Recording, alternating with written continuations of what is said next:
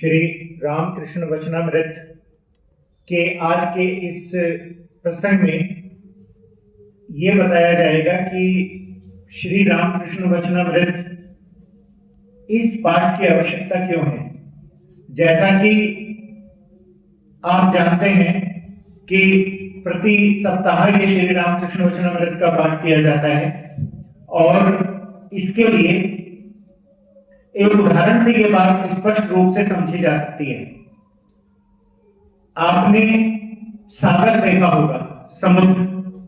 अगर समुद्र को परमात्मा का रूप माना जाए और उसमें से जो लहर उठती है, कोई छोटी लहर होती है और कोई बड़ी लहर होती है, तो जो छोटी लहर होती है और कुछ बड़ी लहरें होती हैं, तो जो बड़ी लहर होती है और अपने श्रेष्ठ शिखर तक पहुंचती है, तो ऐसी लहर उठती है और श्रेष्ठ शिखर तक वो पहुंच जाती है। इसी प्रकार हर युग में श्रेष्ठ लहरें उठी हैं और छोटी लहर और बड़ी लहर में फर्क ये होता है कि जो छोटी लहर होती है उसे ये पता नहीं होता कि वो इसी सागर का एक हिस्सा है, इसी सागर का एक वो भाग है, इसलिए उसमें अहंकार पैदा हो जाता है। लेकिन जो श्रेष्ठ शिखर को छूती है उस लहर को यह पता होता है कि वो सागर का एक हिस्सा है और श्रेष्ठ सागर में ही उसे मिल जाता है। ये उसे अपने तरीके से, बहुत अच्छे तरीके से पता होता है। और इसी लहर को, जो ये अपने पीक को, अपने श्रेष्ठ शिखर को छूती है, इसे कहते हैं अवतार। और ये जो लहर होती है, ये हमेशा, हर लहर अपने से अलग होती है, क्योंकि उसका स्वभाव और उसका जो नेचर है वो अलग तरीके का होता है। और इसी प्रकार आपने देखा होगा कि जो ये लहरें हैं जिन्होंने अपने श्रेष्ठतम शिखर को छुआ है, जैसे त्रेता युग में वो राम के रूप में थी और द्वापर युग में वो कृष्ण के रूप में आई। कृष्ण के रूप में जो ये लहर पैदा हुई और जिसने अपने श्रेष्ठतम शिखर को छुआ है, इसमें एक विशेष बात रही है कि ये सभी आयामों में, कृष्ण जैसी लहर ने सभी आयामों को स्पर्श किया है और एक श्रेष्ठतम लहर को छुआ है।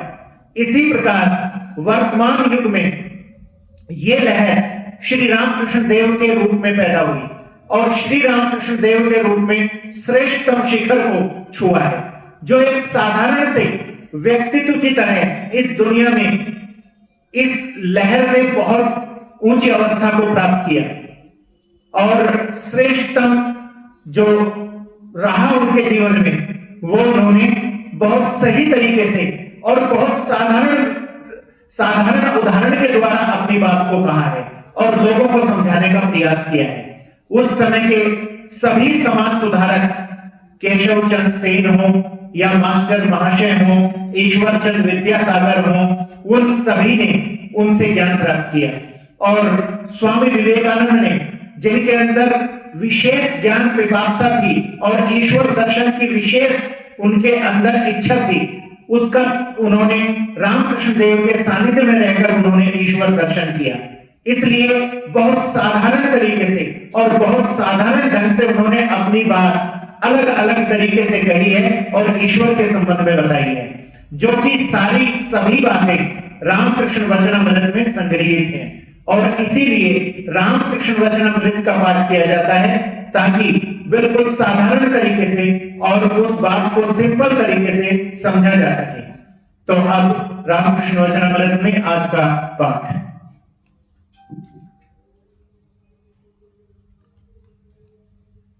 तीन मास बाद अप्रैल मास में श्री रामकृष्ण कमल कुटीर में केशव को देखने आए। उसी का थोड़ा सा विवरण निम्नलिखित परिच्छेद में दिया गया है। श्री रामकृष्ण का केशव के प्रति स्नेह। आज कमल कुटीर के उसी बैठक घर में श्री रामकृष्ण भक्तों के साथ बैठे हैं। 2 अप्रैल 1882 ईस्वी, रविवार, दिन के 5 बजे का समय। केशव भीतर के कमरे में थे। उन्हें समाचार दिया गया।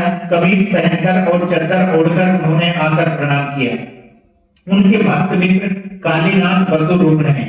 वे उन्हें देखने जा रहे हैं। श्री रामकृष्ण आए हैं, इसलिए केशव नहीं जा सके।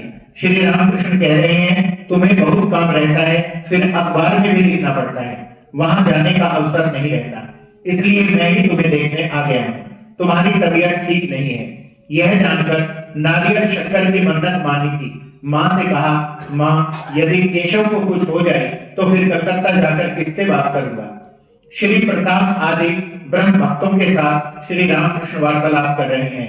पास ही मास्टर महाशय को बैठे देख वे केशव से कहते हैं, वे वहां पर यानी दक्षिणेश्वर में क्यों नहीं जाते हैं, पूछो तो। इतना ये कहते हैं कि स्त्री बच्चों पर मन नहीं है।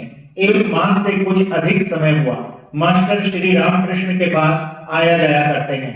बाद में जाने में कुछ दिनों का विलंब हुआ, इसलिए श्री रामकृष्ण इस प्रकार कह रहे हैं। उन्होंने कह दिया था, आने में देरी होने पर मुझे पत्र देना। ब्रह्म भक्तगण श्री समाध्यायी को दिखाकर श्री रामकृष्ण से कह रहे हैं, आप विद्वान हैं, वेद शास्त्र आदि का आपने अच्छा अध्ययन किया है।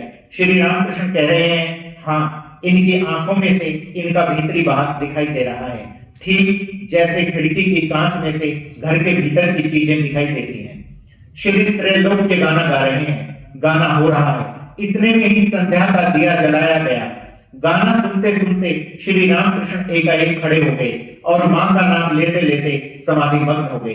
कुछ स्वस्थ होकर स्वयं ही नृत्य करते करते गाना गाने लगे, जिसका आशय इस प्रकार है, मैं सुरापान नहीं करता, जय काली कहता हुआ सुधा का पान करता हूँ। वह सुधा मुझे इतना मतवाला बना देती है कि लोग मुझे नशाखोर कहते हैं।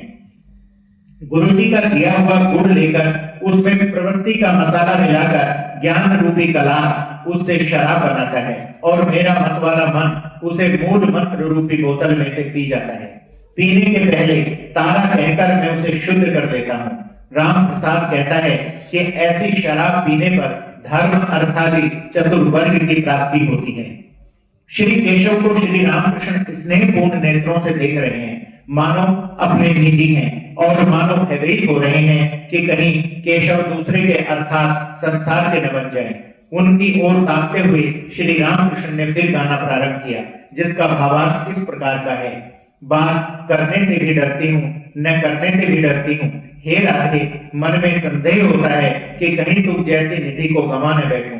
हम तुम्हें वह मंत्र बतलाती हैं जिससे हम विपत्ति से पार हो गई हैं और जो लोगों को भी विपत्ति से पार कर देता है। अब तुम्हारी जैसी इच्छा, अर्थात सब कुछ छोड़ भगवान को पुकारो। वे ही सत्य हैं और सब अनित्य हैं, उन्हें प्राप्त किए बिना कुछ भी न होगा, यही महामंत्र है। फिर बैठकर भक्तों के साथ वार्तालाप कर रहे हैं। उनके लिए जलपान की तैयारी हो रही है। हाल के एक कोने में एक ब्रह्म भक्त पियानो बजा रहे हैं। श्री रामकृष्ण प्रसन्न वदन हो बालक की तरह पियानो के पास खड़े होकर देख रहे हैं। थोड़ी देर बाद उन्हें अंतःपुर में ले जाया गया। वहां वे जलपान करेंगे और महिलाएं उन्हें प्रणाम करेंगी। श्री रामकृष्ण का जलपान समाप्त हुआ। अब वे गाड़ी में बैठे ब्रह्म भक्तगण सभी गाड़ी के पास खड़े हैं। कमल कुटीर से गाड़ी दक्षिणेश्वर की ओर चल पड़ी। धन्यवाद।